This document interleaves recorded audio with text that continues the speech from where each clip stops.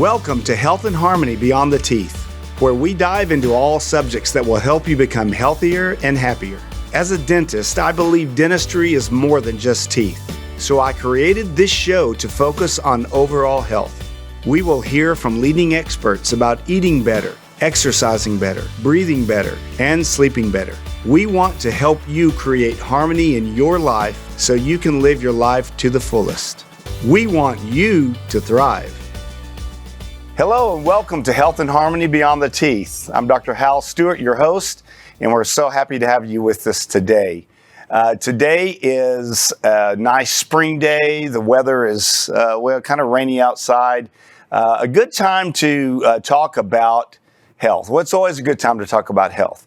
And on this program, we have talked about nutrition. We've talked about airway and breathing. We've talked about dental health. We've talked about essential oils.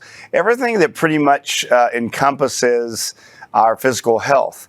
One thing that I was thinking of a month or so ago is that, mental health and physical health are interconnected. There's an interconnection there, and we can't ignore one without, looking at the other. So it's really important for all of us.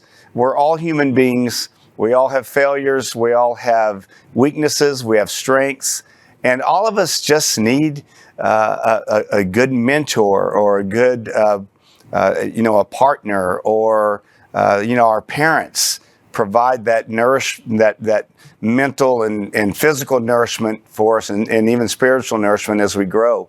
But a lot of times adults and children, they kind of get lost. They lose their way, and they need professional help from a standpoint of,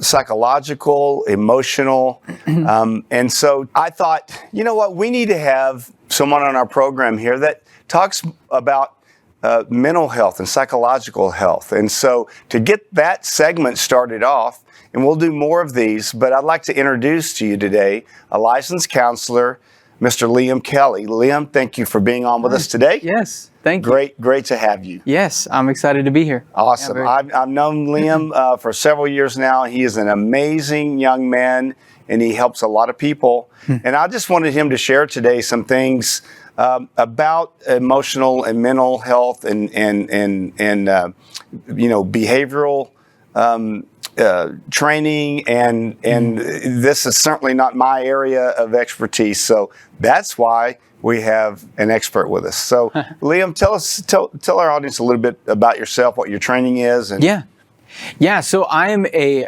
LPC Associate here in the state of Texas. I'm supervised by Megan Havelka. And LPC stands for? Yes, a licensed professional counselor. Yeah. So here in the state of Texas. So I've gone through my master's degree at the University of North Texas, and so I have an MS from there. So what an associate means is really just that I've gone through all my training, I've gone through my schooling, but I'm still supervised by a licensed professional counselor supervisor in the state of Texas. And so I'm just kind of working towards those hours. I meet with her once a week just to kind of get tips, tricks, helpful feedback on how I can better serve my clients. So that's really kind of where I am today. Yeah, that's great. And you actually see clients now.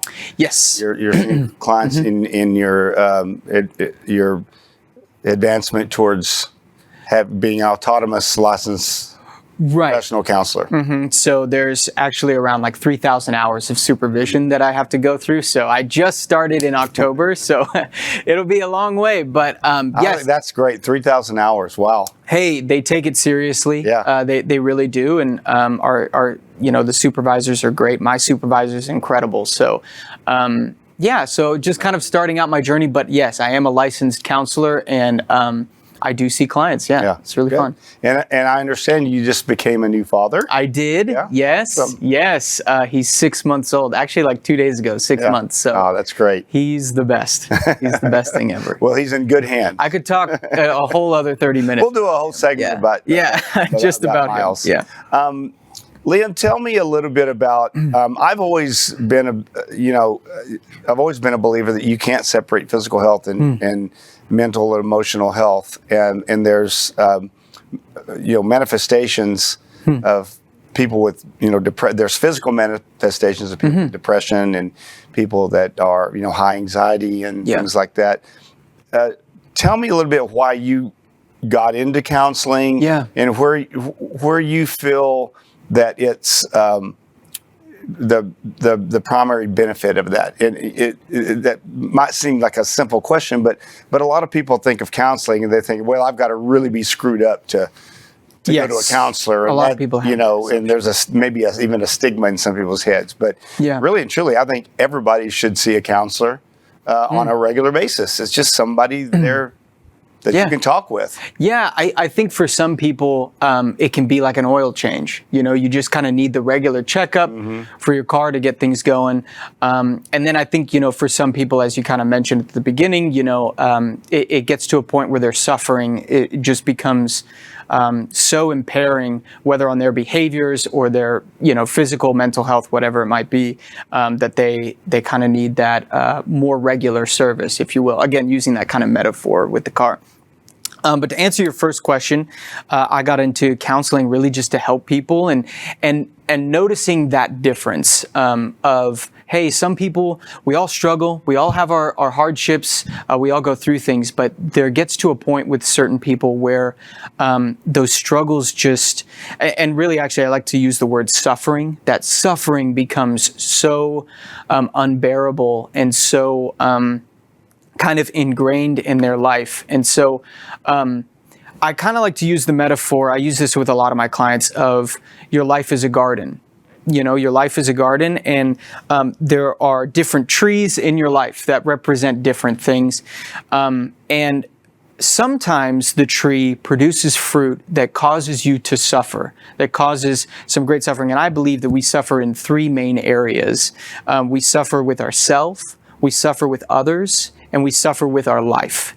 And so whatever area, sometimes all three, sometimes two of those, just one, but that's typically where we mainly suffer. So my hope with counseling is hey, we can take that suffering that you're experiencing and hopefully provide some way to produce and get that fruit to be less suffering. Hey, it might still suck. There's still trauma in your life. There's still things that are really hard, but it's not overwhelming and it's not unbearable for you. So yeah, that's kind of, maybe that was a different way of answering your question. Yeah, but, it makes sense. In our society today, it probably hasn't changed over the last 50 years, but people want a quick fix. And I see it as a practicing dentist.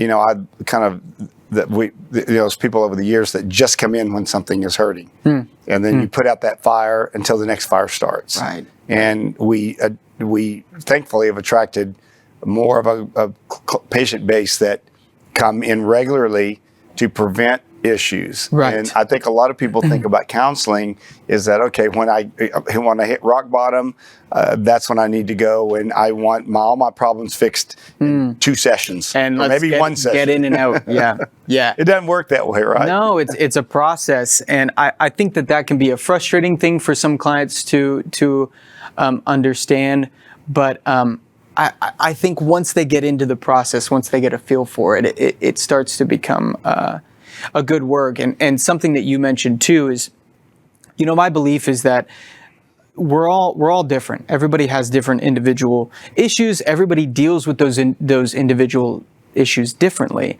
I believe that the individual has the tools to make those fruit become less suffering. But they may not always know how. They may not know where those are. So my hope is to help provide that path through whatever type of technique, whether it's just the relationship or different types of techniques that they learn, or just a discovery of themselves, so that, just like you said, there's a more long-term preventative care for them, as opposed to just the I'm coming. Hey, there's something wrong with me. Fix me. Right. I just want to get out of here. It's almost like an athlete that's got all these talents, but a good coach helps put them all together Yeah. so that they can be more productive. And discover those talents too. I think a lot of people potentially, I mean, it depends on the client, don't believe they have those talents. And that's why they're coming to counseling. I can't do this myself, fix me. You tell me what to do. And it's like, man, you really have them in you. You've had them in you all along. But hey, it just might take a professional coming alongside of you and guiding you and saying, hey, this is what I see. This is what I see in you. From an objective viewpoint. Right. Yeah. So for that, I love metaphors. I use them maybe too often, but like I love the metaphor of the nose pressed against the mirror. All of us as humans, we're so close to our lives. We have our nose pressed up against the mirror. We need someone else to, from the viewpoint, get the full picture and just relay that to the client. And they're like, wow, this really is the full picture. I had it in me all along. Yeah. Well, and I think people like yourself, and we were talking about Landis earlier. Landis is our hygienist and our myofunctional therapist in our practice. But she and you both, because I've known you for 5-6 years now, you both have a very uncanny way of just as you get to know somebody, knowing. Not knowing exactly what's going on inside their head, but saying, that's a person suffering from guilt, or that's a person suffering from this, that, the other. And one time Landis just set me down in a really kind of low period of my life. And she said, and she proceeded to tell me, not in a judgmental way or anything, but in a very concerning way. And I thought, wow, that was powerful. Yeah. Because now I've got someone that knows exactly what I'm going through that I really haven't talked to them about it. But that's somebody that I could confide in. Yeah. And so in a lot of ways, that's what you do. I think you highlight a really important thing about counseling, and that's the relationship you build with the client. There's some statistic out there. I don't know the exact number. I probably learned it my first year of counseling, so it's been some years, but that, it's almost like 80% or something like 60% of growth within a client comes from the therapeutic relationship alone. So even if you weren't implementing any of these tactics, any of these teaching tools or whatever that can be so helpful in counseling, even if you didn't have that, you just had a strong bond with the client and conveyed unconditional positive regard and genuineness with the client, that alone can bring so much growth, so much healing, and really allows them to feel safe to explore and, again, help themselves, what they have within themselves. Yeah. Well, listening. People want to be heard, and they can dump it out. I think, to me, probably because I'm kind of like I want to fix everything. So I think what my feelings would be if I were a counselor is that I'd want to hear, okay, tell me what your problem is, and I'm going to tell you what you need to do to fix it. Yeah. And that's not the way it works, right? It's really, I think it is a struggle, and I think some counselors don't struggle as much with it. I know there have been times where I do. It's almost like, we all have something like this in our life where every 6 months we're reminded of this thing, and it's like, oh yeah, I should. And that's kind of mine with progress. Like progress with a client really is, it's not a checklist. It's not a checklist. It's not, what's your problem? Okay, next thing. We want it to be, and even us as a counselor, we want it to be, we see our clients suffering. We want that checklist, but that's not the process. That's not how it is. It's a much more organic kind. It's almost an art style. I mean, counseling really is kind of an art that just kind of flows. So, well, do you try, like at the end of every session, do you try to leave them with something that they can do, like between now and next time? Why don't you try this? I mean, do you try to always give them? Yeah, so that kind of goes into a little bit of counseling theories, and certain counselors don't. I'm clearly just speaking on the perspective of myself as how I treat my own clients, but yes, I do typically do that. I leave it with, I learned early on in my it's not mentorship, supervision when I was still in school. To use the word invitation rather than homework. Typically, it's like, within our within the theoretical framework for ReBT, it's considered homework. But invitation says, hey, even if you don't do this, that's okay. But this is an invite for you. Because there can be guilt associated with, oh, crap, I didn't do the homework. Like, what's my counselor going to think? So I wish my college professors would have had that attitude. just had some invitations for me. If you want to do it, go ahead. Instead of having to turn in the whole freaking 10-page paper. Yeah. No, but I do. So in my work, I have invitations, and kind of an eagle eye from that. I actually, typically with all of my clients, my first invitation, of course it depends, right? It depends on the client, but my first like umbrella invitation is going to be non-judgment. So practicing non-judgment for themselves. So in counseling, a lot of ways that clients, people, humans deal with emotions is we have our primary emotion about a certain subject, and then we have a secondary emotion about it. So let's just say, I'm really sad about the loss of someone close to me. So someone died close to me, and I'm really sad about that. And it's been 2 years. And I'm still sad about the loss of that person. That might be my primary emotion. My secondary emotion might be, I'm mad at myself for still being sad about that. And so to sow that seed of non-judgment towards that primary emotion, hey, you're sad, and that's okay. And it's been 2 years, and that's okay. Let's not have this secondary emotion that's beating yourself up, that's making this guilt spiral just swallow and making your emotions more and more heightened. Allow yourself to have that sadness and be okay with that sadness. Of course, again, it depends. There's certain, behaviors that maybe come with that. There's certain, for lack of a better word, red tape of this primary emotion that you want to avoid. But with certain examples like that, where it can lead in a guilt spiral. So I can't even remember what question you asked initially, but just explaining that. That non-judgment homework. That's what it was. That non-judgment invitation. And then secondly is awareness. And I know you and I have talked about this privately too a lot, and maybe you've done it on this podcast as well. We, especially as Americans, but even just in this culture, we have such a lack of awareness to what our body is experiencing in the moment. And we're go, and we're thinking about all these things, our brain. I was driving here today, blaring music with the Apple Maps. Like, I'm not focused on my body. I'm barely focused on the road.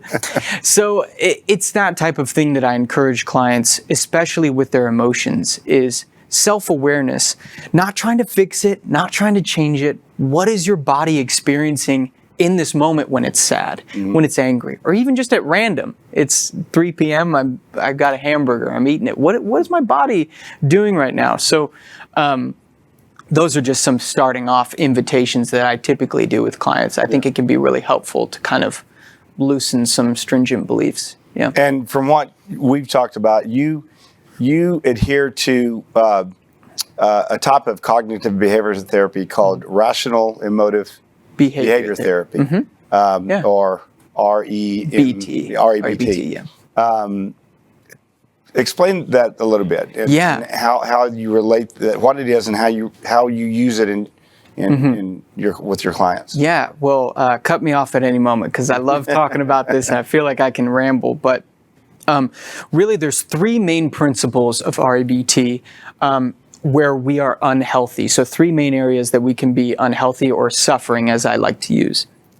And that's, as I kind of mentioned before, self-acceptance, other acceptance, and life acceptance. So the goal, really, I guess you could say, quote unquote, of ReBT therapy is to gain unconditional self-acceptance, unconditional other acceptance, unconditional life acceptance.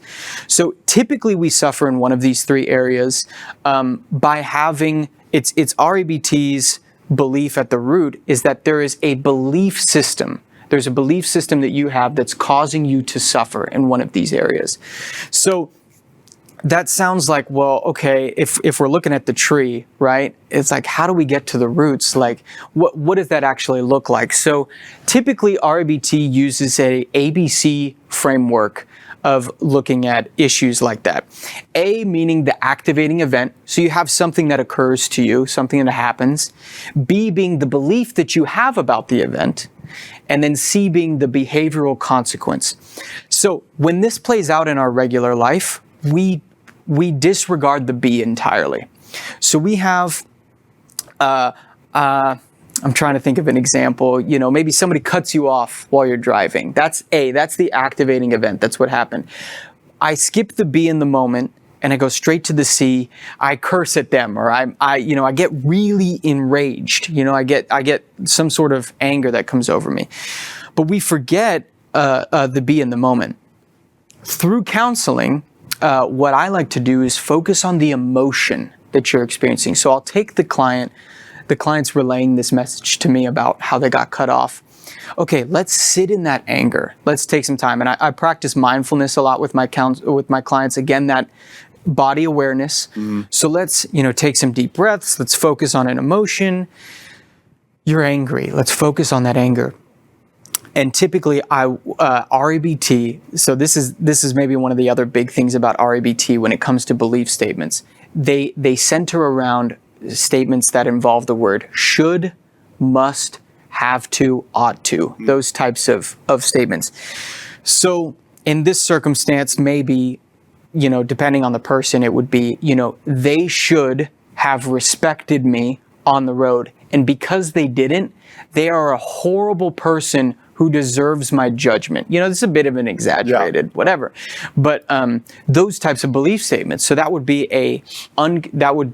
they're suffering an unconditional other acceptance because of that situation. So we really dig into that emotion, and sometimes we'll also say, where else do you hear this story? Where else do you hear this message in your life? Where did you hear that message first in your life? That if others don't respect me, they deserve judgment and pain. So we'll kind of explore some of that, okay? Get to really kind of the doom and gloom of it all, which a lot of clients, makes sense. You don't want to go there. You want to avoid that. But through process and through the relationship, you feel that safety. And then we get to the point of, okay, that's not true though, right? Again, I feel like I can banter a lot, but to kind of go back, a lot, like one of the maybe main issues that my clients struggle with is their brain doesn't connect with what they're feeling. Yeah, but it's so dumb that I get mad at them for cutting me off because they're just driving and maybe they have an emergency. Hey, I get that, but you're still feeling angry. Like you're disregarding what's happening here. Something is in you, core, that is angry. And so let's focus on that emotion for a little bit. Let's see what belief you have there. Okay, so we found the belief, to go back. We found that, and ReBT words it as an irrational belief. I feel like that can be kind of demeaning. Like imagine somebody coming up to you. Nobody wants to be called irrational. Right. Somebody comes up to you and says, oh, you're irrational for believing that. It's like, oh my gosh. So I like to use the phrasing, you're believing something that's causing you to suffer. You're believing something that's causing you some sort of suffering. Right. So, well, really, the word irrational, when you look at it, it's like the word ignorant. If you call someone ignorant, that's you're. But I'm ignorant of what you know in your profession, and you're ignorant of what I know. So it actually doesn't have to be that way. But unfortunately, there are certain words. It can be dismissive. Yeah, it can definitely be dismissive. So I find it more validating to say it's causing you some sort of suffering. So how can we reframe that? So now we reframe that statement. Typically, I like to use the pattern, and ReBT uses this pattern, but it's really up to the client. The client gets to lead it. But if they're struggling, I get that a lot with clients too. Well, I don't even know how to reframe this. It feels so true to me. How could I possibly reframe it to something that doesn't? And I'll use the formula kind of even though blank, it does not mean blank, or even though blank, it still means blank. Okay. So even though I'm still angry at this person for cutting me off, you're validating the emotion that you're experiencing. It does not mean that they're a terrible person who deserves judgment. Yeah. Or it still means that they deserve my love or that they deserve empathy for what they're doing. So when we get there with the client, they're typically like, okay, that doesn't solve my problem, you know, like I'm still mad. Yeah, now what? And I empathize with that. And this is where the B in ReBT comes from, the behavior. So now it goes, okay, let's challenge it. Let's prove that that new statement is true. Okay. So again, in this exaggerated scenario, it's like, okay, now get in your car, drive, and when someone cuts you off, remind yourself of this statement. Maybe it's say it, a lot of times I do this with clients too, say that new statement out loud to yourself 3 times a day. And get yourself to reinforce yourself that this is true. This is a lot of kind of tying back to what you said at the beginning. Our mental and physical are connected. So if I can reframe that mental, if I can reframe that emotional core, because I know it's true, we've gone through the process now, I know that it's true, I can reinforce that in my body. So now my C, we're going all the way back to that ABC, is reinforced to produce a different effect. So now when that A happens, I get cut off, my new belief is triggered. And the new belief is, even though they cut me off and I'm angry at them, it does not mean that they're a terrible person who deserves. So now my consequence is, man, that sucks. I hate getting cut off, instead of, raging and screaming at your steering wheel. So again, an exaggerated thing, but I think that's one everybody can relate to. Right. That's kind of the ReBT umbrella. Yeah. Okay. In a nutshell. And so that's something that and it's not a cookie cutter. I want our audience to know this isn't a cookie cutter. It's not like, you're going to go to see Liam and then go through a McDonald's hamburger manufacturing line. And at the end of it, you're going to come out, all better. Yeah. I mean, hopefully at the end of it, or at some point, they're better. But I think it's fascinating. I think that to me, it's fascinating that these type of treatments and therapies and philosophies have evolved over the years. But ReBT is kind of a branch off of cognitive CBT therapy. Yeah, right? it's in response. Actually, some of the viewers might quote me on where I'm getting this wrong, but I believe it was in response to CBT when CBT started coming out. That's another crazy thing to think about. Psychology, counseling, just in general, is, I don't even think 100 years old. If it is, it's like barely 100. So it's still a new thing. ReBT, the founder of ReBT, Albert Ellis, only passed away, I think, in like 2014 or something. So it's like, this is still a fairly new and developing thing. But yes, it is a branch off of CBT. Which means too, there's a lot of scientific evidence behind it, showing that it's effective. One thing I do want to say is that those who maybe know ReBT or have had counseling from ReBT, Albert Ellis himself would not place an importance on the relationship. He kind of was very cookie cutter. Hey, 6 to 10 sessions. You'll be out of here. And that's not my focus. I would venture to say most ReBT counselors, that's not their focus. Their focus is going to be primarily, and I would say this about myself, all this ReBT stuff, still included, but my primary focus is the relationship. Can I build a relationship where the client feels safe, they feel validated, and they feel they don't feel judged by me? That's kind of my main purpose and point with ReBT. Yeah. You brought something up about the field of psychology, and we were talking about this a little bit before we started the show. It's kind of like what I do when our craniofacial development. We have parents bringing their children, or they're coming in for themselves, and they've heard, you need to go to a craniosacral therapist, or no, you need to go to a body worker, or no, you need a tongue release, or you need this, or you need that. And when they come to see us, we look at the whole picture, and they might need to see an ENT, or they might need to see a craniosacral therapist. But we're kind of like Medical Central, and we're going to kind of guide them to where they need to be. And then certain things that they need, we take care of too. We were talking about that earlier, about, we kind of have psychiatry out here because those are medical doctors, but they kind of do the same thing. They just have they're able to treat physical ailments with, prescriptions and things like that. Or when I say treat, maybe manage. What kind of encompassing psychiatrist, psychotherapist, psychologist, counselor? What? Yeah. Well, if you're Joe Schmo out there and you're like, I don't know where to go, but I know I need some help. Yeah.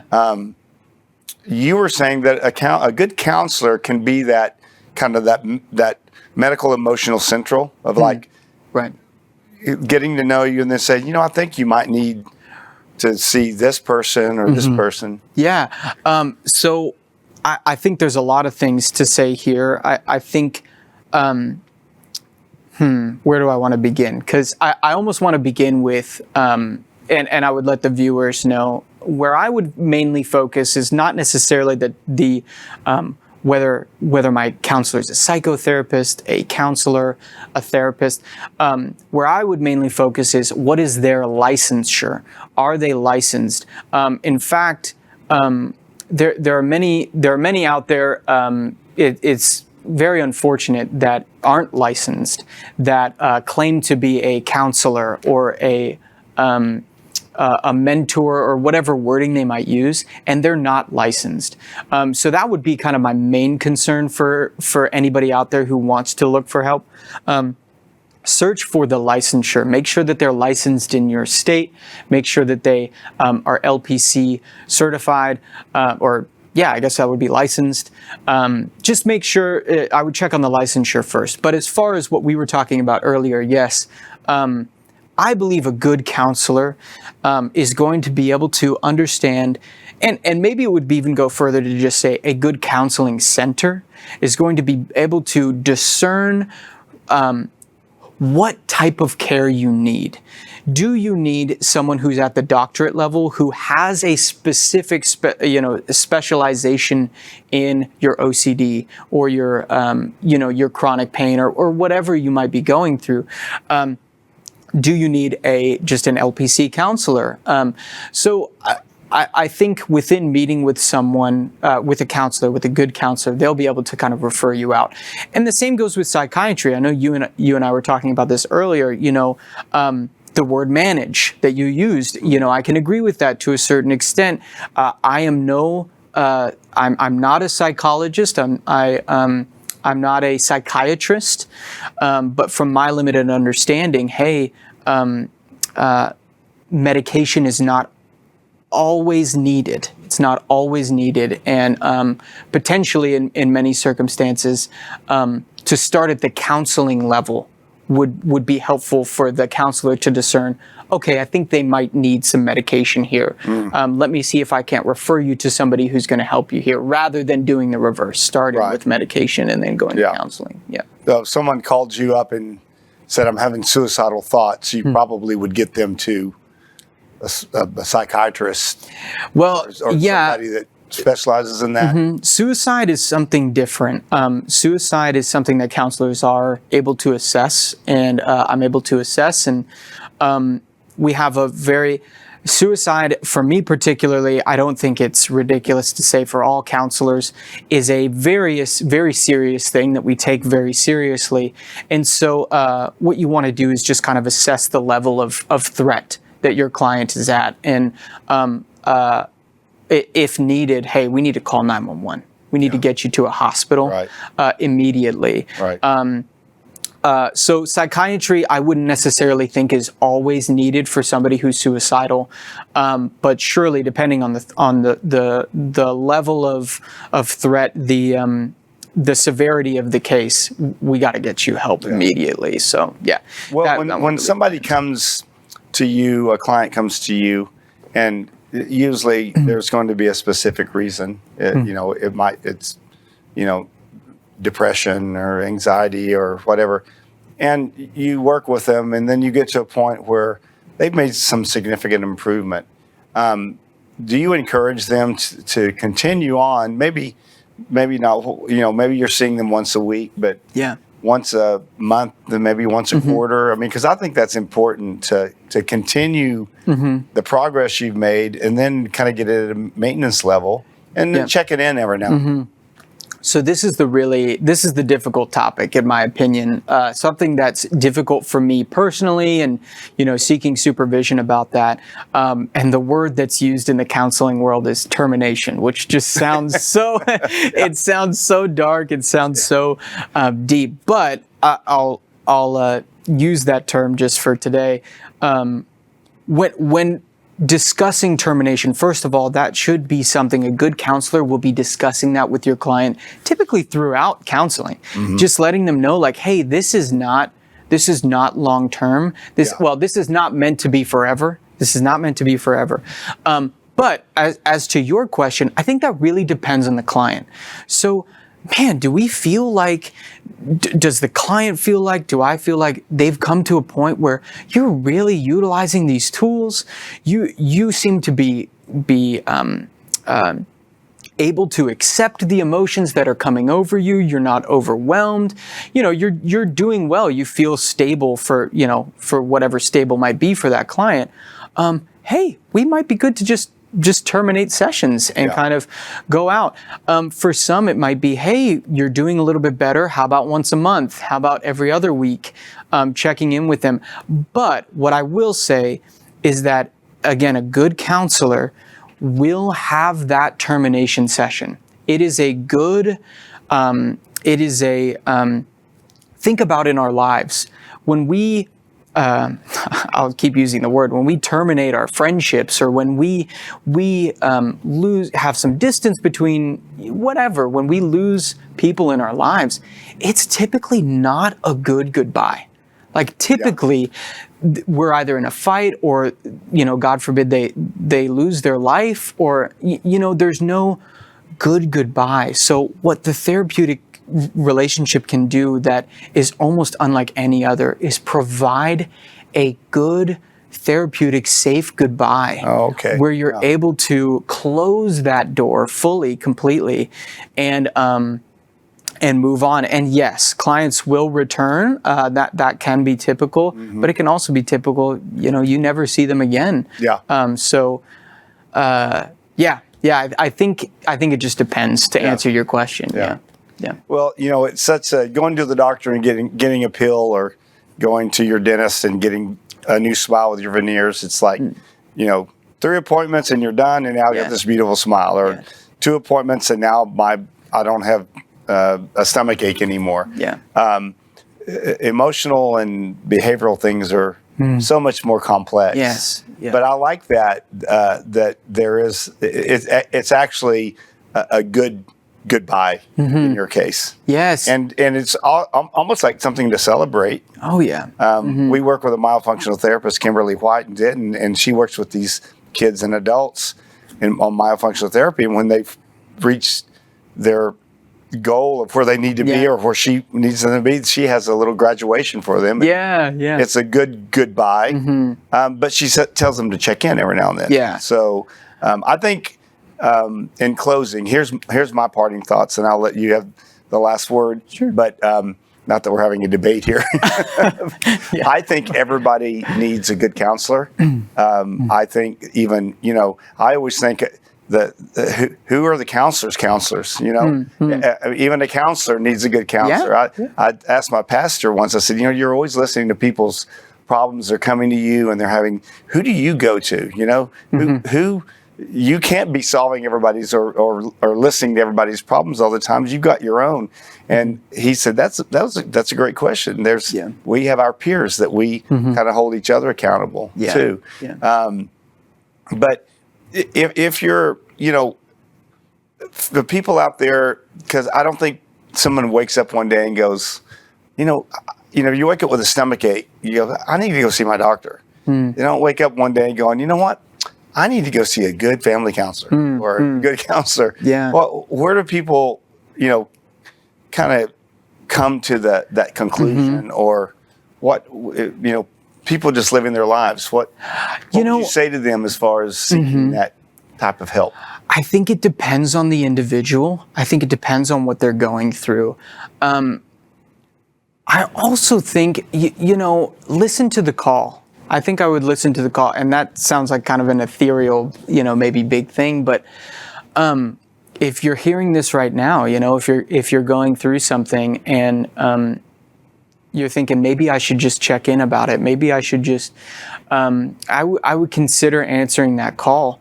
I think I would also say is like, it isn't for everybody. So if it's something that you try out and it doesn't work for you, that's okay.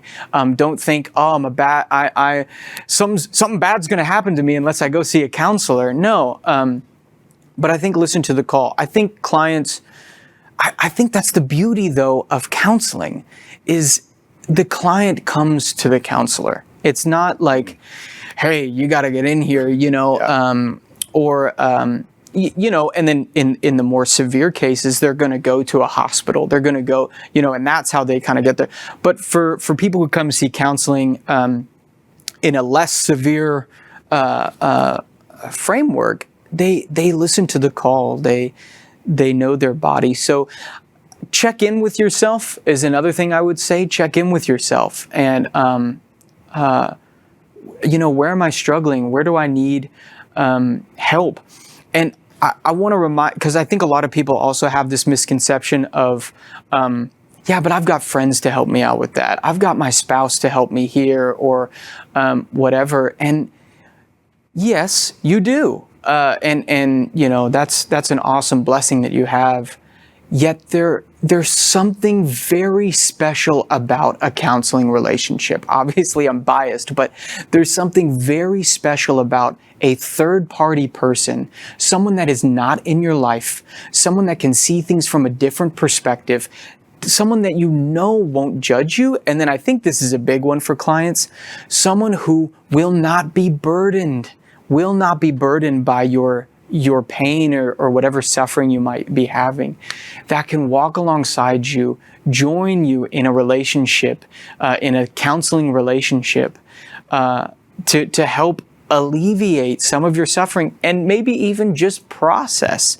Maybe we can't alleviate. I was talking to you about that earlier. I see a lot of patients that have chronic illness, that struggle with chronic illness. I can't alleviate that. I don't have the power to do that. But I do have the power and the training and everything to walk alongside that client in amidst their suffering. So, I love that. Yeah. Great. That's a great, the way you put that. That's excellent. Because everybody needs somebody to walk alongside them. Yeah. This world is hard to do alone. Yeah. Yeah. And I love that it's hard for a friend not to be able to feel your pain. And once they feel your pain and then they're part of it, they really can't make rational suggestions on how to help you. And that's exactly what a professional licensed counselor does. And I would say the other thing about friends is we love them. They want to fix it. They don't want you to go through that. They want to fix it. And don't get me wrong, a counselor does too, but we're trained to understand when that's helpful and when it's not. Yeah. Again, I'll use these chronic illness patients. They hate talking to their friends. Most of them, I'm not going to say everybody, but they hate talking to their friends because their friend is like, well, have you tried this? Well, have you done that? And it's like, I don't need you to tell me that. I need you to just sit with me in this pain. And I don't blame them. Friends, it's hard for friends to do that. It is. We're trained to sit with them. I have a very dear friend, and I always laugh because, and she even admits it. She's like, well, here's what you ought to do. Yeah. And this is what you ought to do. Yeah. Well, listen, Liam, this has been great. I'm going to have you back on because just there's so much great information here. And we can't even touch the iceberg, tip, in 45 minutes. But as we always do, we let our guests pick a segment of a song that has some kind of meaning to them. So why don't we just tell me the name of the song and the artist? We'll listen to it. Then you can give us a little synopsis of why's that important. It's Strangers Like Me by Phil Collins. Strangers Like Me by Phil Collins, who just last month announced that he's not performing anymore. Oh, really? Interesting. So in honor of Phil Collins, and you can tell us about it. So Derek, cue it up there for us, buddy.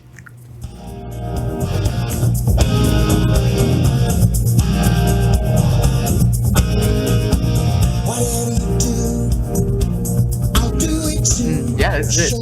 Huh? Genesis solo. That's an interesting thing. I don't know if I think he might have done it himself, but I don't know. I can see there's so much to learn. It's all so close and yet so far. I see myself as people see me. Oh, I just know there's something big around there. I wanna know, can you show me? I wanna know if strangers like me. Tell me more, please show me. Something's familiar about these strangers like me. Awesome. So what a great song. What's the significance in your life with this song? There's a couple of layers. I won't take too long. This is like my childhood favorite movie of all time, Tarzan. And I just grew up. It just like embodies everything to me, what it means to just be a boy, just to be a kid and playing around with my friends and pretending to be the gorillas and Tarzan. Like, it was so much fun as a kid. So there's that element. There's the element of percussion. So I ended up doing percussion in band in middle school and would consider myself very percussion minded when I listened to music and just love listening to the beats. And so Phil Collins, I mean, he's like one of the percussionists of percussionists and this jungle feel. Oh my goodness. So there's that element. A third element, talking about my 6-month-old, son, is I just think of him when I think of this because, again, I'm thinking what it meant for me to be a boy. And I'm like, oh, I want my son to have that excitement and wonder. And so I think about that. But then lyrically, I feel like it's appropriate to me as a counselor and all of that. It's, I want to know, can you show me?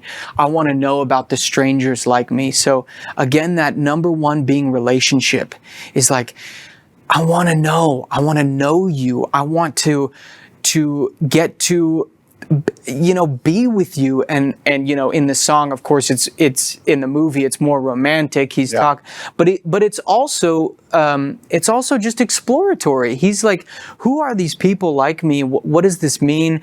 What, you know? And so that's kind of what I love about this song and the lyrics too, is like, this excitement of like, I want to know.